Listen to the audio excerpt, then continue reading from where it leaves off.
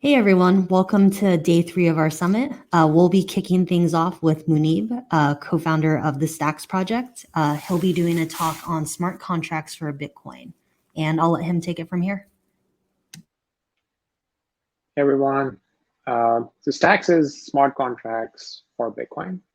And the interesting thing here, let me get to the slides. Just give me a second.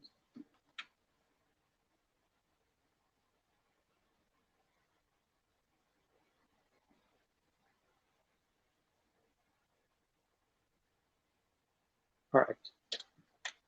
So we know that the next internet would be built on using blockchains, right? So some people call it Web3, and we know that it's going to be drastically different from the existing internet. And the main thing that's going to be different is smart contracts and basically these decentralized computing platforms, right? And that's basically kind of like is the radical difference between the internet as we know today. Some people call it like Web 2.0 versus where we're heading. And if you kind of like look at what's happening in the crypto industry, like these things are not theoretical anymore. Like this is already happening. We've seen so much activity in decentralized finance, in new type of primitives like NFTs. There's so much excitement in the crypto industry, and I firmly believe that we already know that the new internet is going to be built using blockchains. We're still trying to figure out like what exactly the architecture is going to look like, which blockchain or blockchains will play a big role in this architecture. But it's pretty clear that it's going to come from the crypto industry, which is a pretty special thing to think about. So this is roughly like what the landscape looks like right now.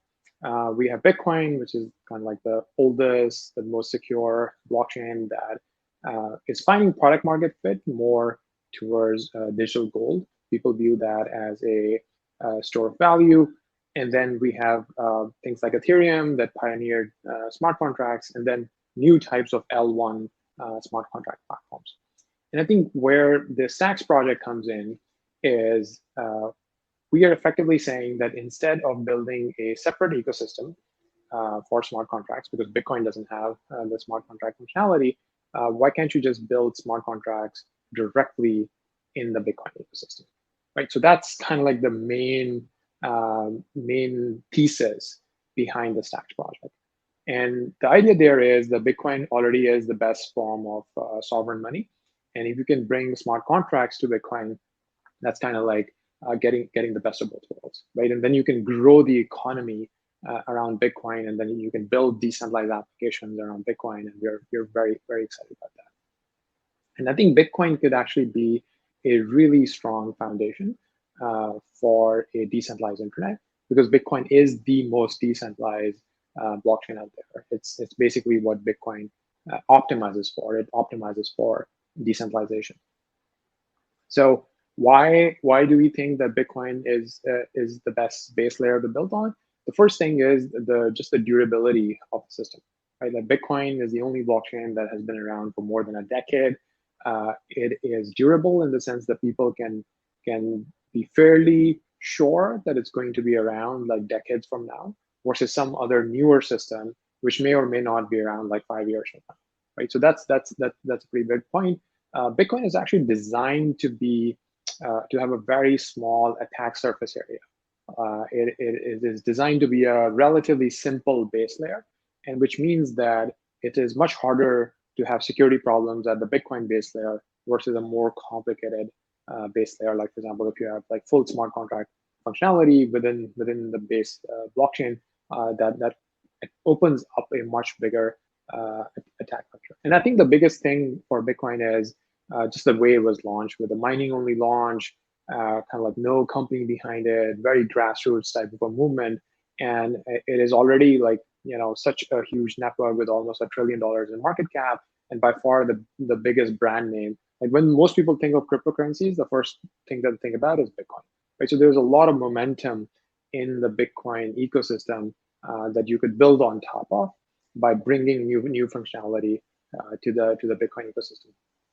So the way we look at this is in the last 5 years or so, Bitcoin has found a product market fit as digital gold. But digital gold is also kind of like a very limited type of an application for Bitcoin. Right? Like right now, most people just hold Bitcoin. And the next stage of this is going to be when they start deploying Bitcoin in smart contracts, when they can start doing interesting things with their Bitcoin, like for example, buying decentralized domains or NFTs that are created on top of Bitcoin and so on. And I think that's the type of new functionality and capability that Stacks unlocks around Bitcoin. So we're really kind of like unleashing the full potential of Bitcoin. And interestingly, adding this type of new functionality or smart contracts around Bitcoin has always been the holy grail in the crypto ecosystem. Like in many ways, the reason why ecosystems like Ethereum even exist is because you don't have smart contracts at the Bitcoin layer. So it's a very fundamental problem. And we are the computer scientists in the Stacks project have worked on it for years to actually crack this almost like a holy grail of a problem, where can you just have smart contracts directly on Bitcoin and have a separate, simple money layer and a separate kind of like smart contract layer, and let them kind of like grow each other and benefit from each other. So with Stacks, I think let's dive a little bit deeper into what are the different components of the Stacks. How do we make this possible? So the first thing is a new smart contract programming language. It's called Clarity, and we've done a bunch of R&D work on designing the smart contract language itself. And the school of thought that we come from is when it comes to a smart contract programming language, the only thing that matters is the safety properties of the language, right? Like how secure it is, what type of guarantees can you get from the programming language in terms of like formal verifications and so on. Because the big difference between smart contracts and any other type of computer code is that you're keeping hundreds of millions of dollars of worth of assets on a smart contract, and you're running it on a untrusted type of like an environment, like a blockchain that nobody controls. And once you publish it, you can't really change the smart contract. So I think security is the biggest thing, and in my view, probably the only thing that matters when it comes to programming smart contracts. So we're not trying to optimize for speed. We're not trying to optimize for ease of programming. We're basically just trying to optimize for safety and security. And that's where Clarity really shines, because it's a decidable language. People can know even before running their program what the program can and cannot do very, very precisely, which is very different from some of the languages that people might have seen, for example, Solidity and so on. And the next thing is a very unique consensus mechanism. So this consensus, called proof of transfer, some people call it recycled proof of work, is basically consensus between the Bitcoin chain and the Stacks chain. So effectively, this consensus mechanism can connect new layers to Bitcoin, which I think is a fundamental breakthrough. So part of the consensus runs on the Bitcoin side, part of the consensus runs on the Stack side, and interestingly, with this interaction, there's almost like cross-chain type of applications that are naturally possible because of proof of transfer, and it's very energy efficient, right? So you could do, you're not consuming electricity. You're actually using Bitcoin as digital energy, and the miners, the Stacks miners, are using Bitcoin as digital energy to mine Stacks, which is a very, very unique type of a consensus mechanism. It's not proof of stake. I know in the industry, most people basically just do proof of stake, and there are certain properties of proof of stake that we wanted to stay away from, and that's why we work on this new type of a consensus. And then the rest of the layers are effectively Stacks. The asset is used as a gas token, and it's a very interesting property that we're separating out the sovereign money, which is Bitcoin or the store of value, from the gas asset. So Stacks is just gas. It's not trying to be anything else. It's not trying to compete with Bitcoin. In fact, it actually relies on Bitcoin. It can't exist without Bitcoin being there. And Stacks is also a Bitcoin yielding asset. So it has a very native type of connection with Bitcoin. So it's a gas asset that gives people almost like Bitcoin rewards if you hold the asset and you basically lock it up in a smart contract, which is a very interesting economic dynamic between a gas asset and a store of value asset, which is Bitcoin. And then people are building all sorts of developer tools on top of this basic stack. It's a thriving ecosystem. I think there are more than 30 independent companies in the Stacks ecosystem now. My company is one of them. And we're seeing like new types of things launch all the time. I think I've seen people launch or are in the process of launching stable coins, various like decentralized exchanges, automated market makers, NFT marketplaces, even games, like new type of RPG games that people are building. And the developers are really getting excited about being able to build new things in the Bitcoin ecosystem, right? So I really think of these as Bitcoin applications, not really as Stacks applications, because Stacks is just a smart contract layer, but the full programming stack that they're using is really starts with Bitcoin. Bitcoin is the base layer. People are excited about settling their transactions on Bitcoin.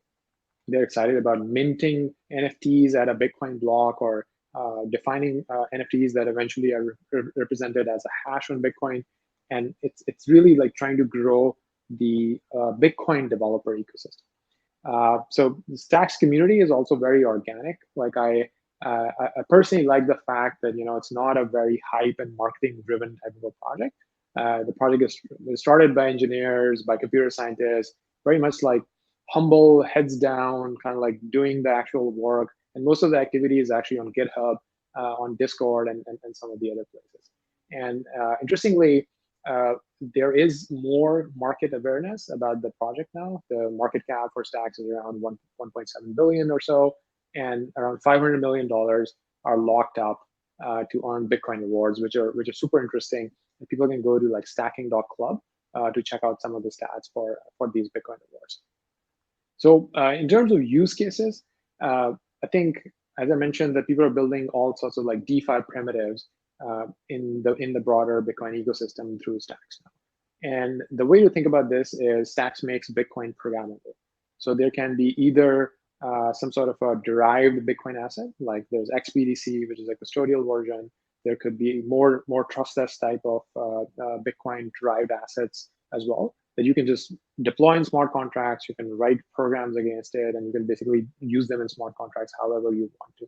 But the really interesting thing for Stacks is that it's not just about the derived assets on the Stacks layer, but you could do interesting things with Bitcoin itself. Like, for example, you could build a lending application where the Bitcoin stays on the Bitcoin chain, right? And the smart contracts on Stacks can actually react to Bitcoin transfers directly. So you can interact with these smart contracts by just doing Bitcoin transactions, which is a very unique property, and that's how we make a Bitcoin programmable. Like, for example, you could just do a native swap from Bitcoin into another asset by sending just a pure Bitcoin transaction, which is really interesting property. So I think I would categorize most of the activity in the ecosystem as either decentralized finance or NFTs. Like, NFTs are really taking off in the Stacks ecosystem. There's so many organic projects. Every other day, I think I'm seeing some project come up, and people are very excited about effectively defining the ownership of their NFTs in the Bitcoin chain and proving the provenance of their NFT using the Bitcoin chain as well, which makes a lot of logical sense, right? Like, if your NFT is valuable because it is scarce, then what's more scarce than a Bitcoin block space, right? And what's more durable than the Bitcoin blockchain, right? So it makes a lot of logical sense that a lot of NFT artists or programmers are attracted to the Stacks ecosystem. Another thing that you should probably check out is the .BTC domains. You might be familiar with the .ETH domain in the Ethereum community, and now with the Stacks smart contract functionality, you could actually have .BTC Bitcoin domains, and these are getting popular in the community as well. People are kind of like building even interesting use cases for how to use your .BTC domains. Like, for example, I'm already seeing people who are kind of like associating their NFTs with their .btc domain, and that's or there was a very interesting use case where people are actually sending NFTs to the address of Miami Coin's treasury, right? So I'll tell you a little bit about the Miami Coin. So it's a very fascinating idea. Again, enabled due to the unique nature of the proof of transfer mechanism, where there was a mining-only launch, a very community-driven mining-only launch of a asset for a city, Miami. So think of that as a public-private partnership, where anyone who kind of like wants to be a community member of Miami can participate in the ecosystem. You can use the Miami coin in all sorts of different applications and so on. But the unique thing is that part of the mining proceeds actually go to a treasury for a city. So it was community driven and people just kind of like started it. But then the city government, under the leadership of Mayor Suarez, actually came in and accepted the treasury. And the treasury is worth something like $7 million now, right? So the city of Miami is actually embracing a crypto protocol that they almost like want to experiment with crypto, and maybe even like the way Mayor Suarez describes it is that if this thing takes off, maybe there is a future in which the residents of the city of Miami don't even need to pay taxes because the government can be funded through this treasury. Because at the current projections, the treasury would make something like $60 million just this year. So it's a fascinating project, and again, only possible on top of Bitcoin and using stacks. The kind of primitives that are needed to launch something like this, they just don't exist anywhere else. So if you're a developer and you're interested in using these new types of primitives that are available for smart contracts for Bitcoin, Hero is a developer tooling company. That's the company I work at, and we basically focus on building really great developer tools in the Bitcoin and Stacks ecosystem. So you should definitely go and check out hero.so, which is where you can find a lot of these toolings. So the project started at Princeton University. That's where I did my PhD as well. So a bunch of professors from Princeton and computer scientists from MIT, Stanford, and other places. They basically did the early R&D for the consensus algorithms, for the smart contract programming languages, and so on. But now it's really a decentralized ecosystem after the mainnet launch, and people are doing all sorts of super interesting things there. And I'm just so excited to see the initial ideas go from just theoretical and ideas to actual production systems and developers building real things in the Bitcoin ecosystem. If you want to learn more, you could go to stacks.co. Thank you so much.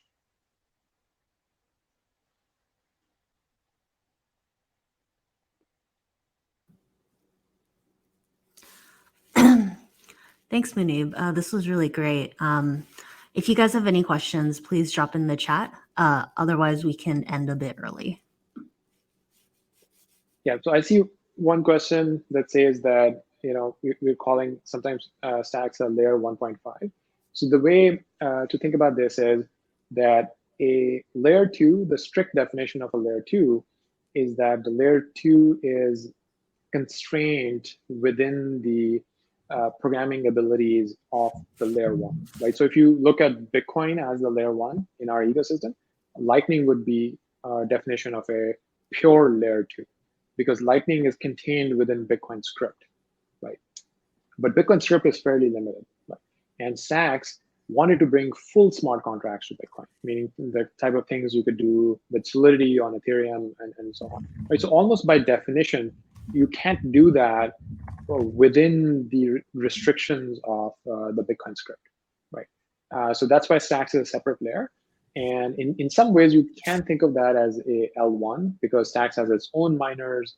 It has its own kind of like security budget. It benefits from the security of Bitcoin, but it has its own security budget as well. But then again, like it doesn't fully qualify. It's such a unique design. Like it doesn't fully qualify as a L1 either, because someone could say that the L1s are usually completely independent and sovereign, right? Like if you look at Ethereum or Bitcoin or some other L1 blockchain, they don't really depend on any other blockchain, right? Like they're just self-contained. whereas Stacks is not self-contained. Stacks connects to Bitcoin, depends on Bitcoin, benefits from the security of Bitcoin. So I think given the unique design, maybe it's best to think of as a layer 1.5. So it's somewhere between a layer 1 and a layer 2.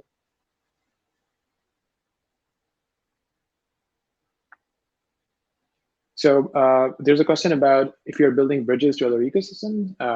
I've seen some community effort in building bridges to other ecosystems, which could be super interesting because, again, think of that as it's not just bridge to Stacks, but it's bridge to Bitcoin in a way. Because Bitcoin, with the Bitcoin scripting language, it's very hard to build bridges.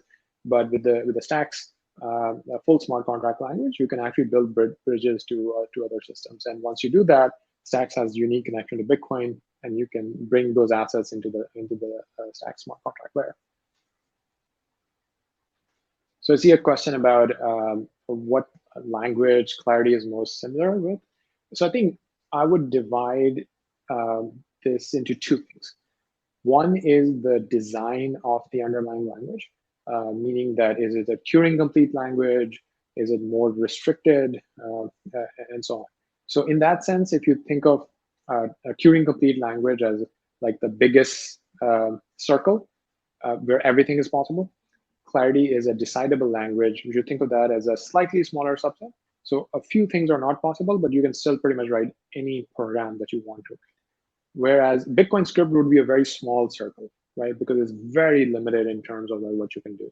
So in terms of like expressiveness, it's fairly close to Turing complete, but not Turing complete. It's smaller than that. Right? But in terms of the syntax, and I know your question was more about syntax. Syntax is kind of like just like what the programming language kind of like feels like when you're programming in it. What's the syntax that you're using, not the design, because the similar syntax could have different designs as well. But the syntax would remind you of Lisp, right? So if you're familiar with Lisp, you would basically enjoy programming in Clarity as well.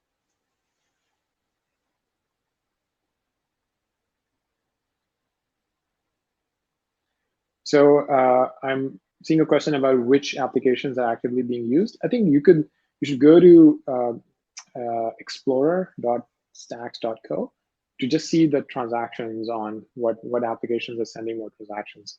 And or you could go to, I can leave a link here to the Stacks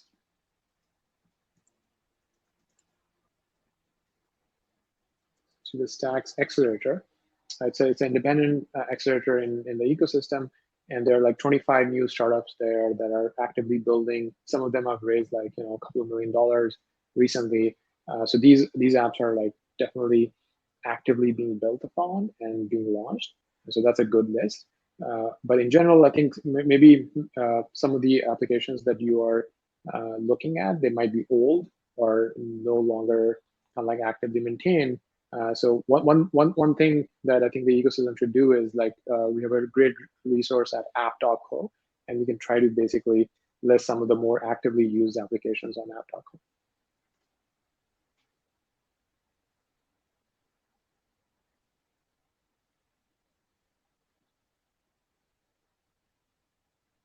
All right. Thank you so much. Awesome. Thanks, Munib. We're going to transition to our next session now. Thanks again. Awesome. Thanks so much.